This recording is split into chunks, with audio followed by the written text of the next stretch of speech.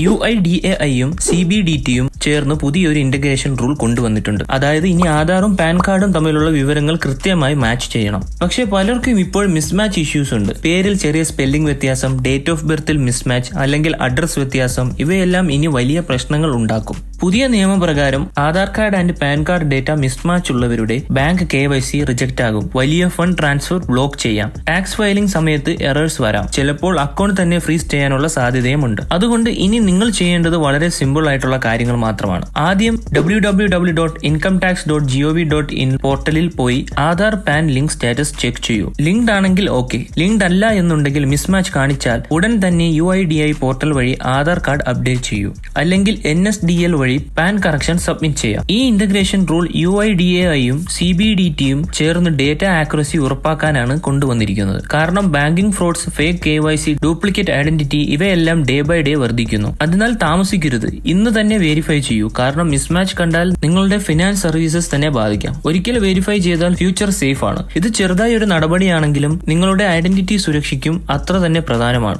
So go check now. Aadhaar and pan card perfectly linked ആണോ എന്ന് നോക്കൂ.